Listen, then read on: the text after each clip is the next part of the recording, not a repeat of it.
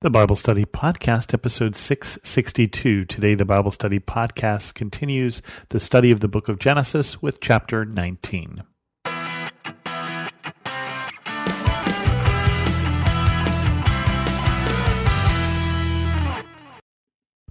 Welcome to the Bible Study Podcast. I'm your host, Chris Christensen. We have some bad news today. We're dealing with a difficult situation. Sodom and Gomorrah are destroyed. And it goes like this. The two angels arrived at Sodom in the evening, and Lot was sitting in the gateway of the city. When he saw them, he got up to meet them and bowed down with his face to the ground. "My lords," he said, "please turn aside to your servant's house. You can wash your feet and spend the night, and then go on your way early in the morning." "No," they answered, "we will spend the night in the square." But he insisted so strongly that they did go with him and entered his house. He prepared a meal for them, baking bread without yeast, and they ate. Before they had gone to bed, all the men from every part of the city of Sodom, both young and old, surrounded the house. They called to Lot, "Where are the men who came to you tonight? Bring them out to us so that we can have sex with them." Lot went outside to meet them and shut the door behind him and said, "No, my friends, don't do this wicked thing. Look, I have two daughters who have never slept with a man. Let me bring them out to you, and you can do what you like with them, but don't do anything to these men, for they have come under the protection of my roof." "Get out of our way," they replied. "This fellow came here as a foreigner, and now he wants to play the judge. We'll treat you worse than them." They kept bringing pressure on Lot and moved forward to break down the door. But the men inside reached out and pulled Lot back into the house and shut the door. Then they struck the men who were at the door of the house, young and old, with blindness, so they could not find the door. The two men said to Lot, "Do you have anyone else here, sons-in-law, sons or daughters, or anyone else in the city who belongs to you? Get them out of here, because we are going to destroy this place. The outcry to the Lord against its people is so great that he has sent us to destroy it." So Lot went out and spoke to his sons-in-law, who were pledged to marry his daughters. He said, "Hurry and get out of this place, because the Lord is about to destroy the city." But his sons-in-law thought he was joking. With the coming of dawn, the angels urged Lot, saying, "Hurry, take your wife and your two daughters who are here, or you will be swept away when the city is punished." When he hesitated, the men grasped his hand in the hand of his wife and of his two daughters and led them safely out of the city, for the Lord was merciful to them. As soon as they had brought them out, one of them said, "Flee for your lives, don't look back, and don't stop anywhere in the plain. Flee to the mountains, or you will be swept away." But Lot said to them, "No, my lords, please. Your servant has found favor in your eyes, and you have shown great kindness to me in sparing my life. But I can't flee to the mountains. This disaster will overtake me, and I'll die. Look, here is a town near enough to run to, and it is small. Let me flee to it. It is very small, isn't it? Then my life will be spared." He said to him, "Very well, I will grant this request. I will not overthrow the town you speak of, but flee there quickly, because I cannot do anything until you reach it." That is why the town was called Zor. By the time Lot reached Zor, the sun had risen over the land. Then the Lord rained down burning sulfur on Sodom and Gomorrah from the Lord out of the heavens. Thus he overthrew those cities and the entire plain, destroying all those living in the cities, and also the vegetation in the land.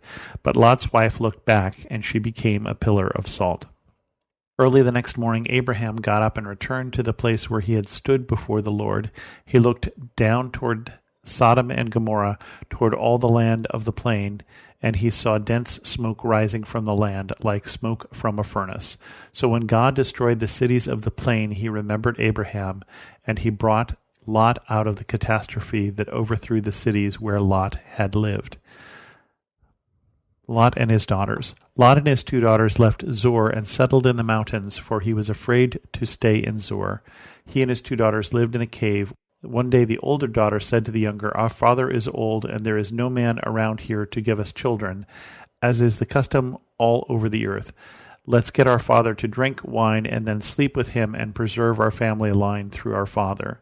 That night they got their father to drink wine, and the older daughter went in and slept with him. He was not aware of it when she lay down or when she got up.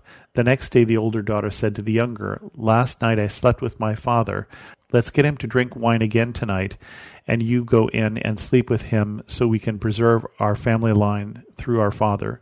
So they got their father to drink wine that night also, and the younger daughter went in and slept with him. Again, he was not aware of it when she lay down or when she got up. So both of Lot's daughters became pregnant by their father. The older daughter had a son, and she named him Moab. He is the father of the Moabites today. The younger daughter also had a son, and she named him Ben-Ami. He is the father of the Amorites of today. So this is some weird things going on here. You may remember in the last chapter that these angels, as they're called in this particular chapter, or these representations of God, met with Abraham. Although it was 3 of them at that time, it seems like there's 2 of them in this story. Just enough hands to grab the hands of Lot, his wife, and the 2 daughters. I don't know if that's coincidental. But these 2 angels come who have met with Abraham, and Abraham had bartered them that if they found 10 righteous men, only 10, they would spare the cities of this plain. And basically they find 1. They find Lot. And all of the rest of these people in the town. Now, many people will put the emphasis on homosexuality and sodomy comes from this particular name. But I don't want to dwell on that so much as in this culture where you treat the visitor as a guest brought to you from God, and that's the way Lot behaves. They want to, send the people out and we'll rape them. And that's really what's going on.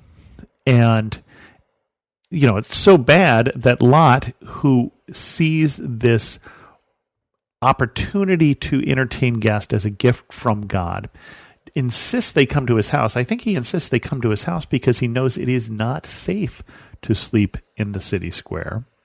And he even offers his daughter, and that sounds terrible, but that's how seriously he takes this risk to them and how serious he takes his obligation as a host. So, I don't think that's the best option, but he didn't know that there was any other option. He didn't know that he was entertaining angels, or at least the people didn't know that these were angels, and had this power to protect themselves. And so Lot was doing the best he could, and his answer sounds really awful. It sounds really terrible. But it shows you how seriously he took this, and how different he is from the people in this town. And so they basically say, you got to get out of here, and you've got to get out of here now, and you need to run all the way to the mountains, and you need to never look back. Well, of course, Lot's wife looks back and turns into a pillar of salt. She doesn't obey that simple directive. And he says, I can't make it all the way to the mountains. How about I get to this one small town? Small is the word Zor. If I basically get to this town, and they say, well, yes, basically, we will spare this town just for your sake. So they would spare all of Sodom and Gomorrah if they could find 10 righteous men. They will spare this small town in the plains because of one and his family, his 2 daughters who were left with him at that time. And so they destroy these towns that the stench of their sin has become so much that people are crying out to God about it. Possibly other visitors who have passed through here. Certainly Lot seemed to know what happened to visitors in this town. And so the towns are destroyed. And we get this impression that Abraham looks over and sees the smoke and knows that all of that pleading he did, not 50 righteous men, how about 45, how about 40, 30, 20, 10, that they couldn't even find 10 as he sees the smoke rising. And then it ends, though, with this rather strange passage here with Lot and his daughters, who they flee to the mountains, and because they're out there amongst no one else, they get Lot drunk. And, well, it says they gave him wine. He either has very little tolerance or they gave him a lot of wine because he sleeps with both his daughters and doesn't even realize it. And out of that union between the two daughters are born two of what become enemies of Israel, the Moabites and the Ammonites. And it is so strange that Lot shows himself to be a good man, at least doing the best he can, and way better than the people he lived with, who they see what he is trying to do different from them as being judgment upon them. Well, there is judgment upon them. It's coming. And they don't realize how serious it's going to be. And if they'd listened to Lot, I think that would have been better for them. But he's got a wife who doesn't listen and turns to salt, and two daughters who sleep with him, and two sons-in-law who think he's joking when he says it's going to be destroyed. His family doesn't do as well. They don't score as well in this. And out of that, we're going to end up with enemies of Israel. And what do you do with that? Would it have been better if Lot had not been saved for Israel? Or would that niche have just been filled by someone else? If the daughters of Lot had found other men in the plains, had found other men in nearby tribes or whatever, would they still have turned into the Moabites and the Amorites? I do not know. But it's this strange story where God, in this one case, takes a very serious look at sin and destroys the towns of this plain, this towns near Abraham, because of it. It's not that God doesn't care about sin all the rest of the time.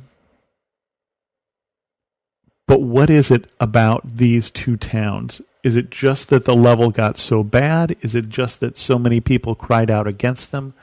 I don't know. We know that Jesus will refer to these towns in Luke 10 when he sends out the disciples and says, "If you are not welcome in a town, even the dust of your feet we wipe from our feet as a warning against you. And be sure of this, the kingdom of God has come near. I tell you, it will be more bearable on that day for Sodom than for that town." And so there are even worse things than this sin of these two towns. And the sin of rejecting those sent by God is apparently one of the things that's worse, according to the words of Jesus. And so I think for us, we need to be sure that we are not getting in the way of what God is doing. That we are people who are welcoming strangers, that we are people who are welcoming the workings of the Holy Spirit, lest we fall to under judgment.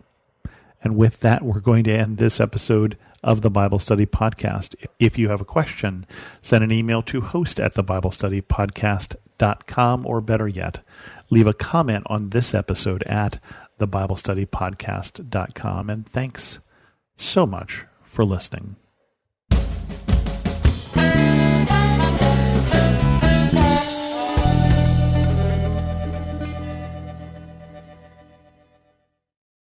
Caring for someone with dementia is one of the toughest journeys, but you don't have to do it alone. I'm Allison Schreier, and my experience caring for my husband inspired me to create Zinnia, a therapeutic streaming service designed to support people living with dementia and reduce caregiver stress. Zinnia offers research-backed videos intentionally created for people with dementia, engaging, calming, and easy to follow. Whether you need to ease agitation, create moments of joy, or make daily routines smoother, Zinnia is here to help. Family and professional caregivers use our content to turn challenges into opportunities for connection. Accessible by subscription on mobile devices and connected TVs, Zinnia is simple to use whenever you need it. Because when caregiving feels easier, life feels better.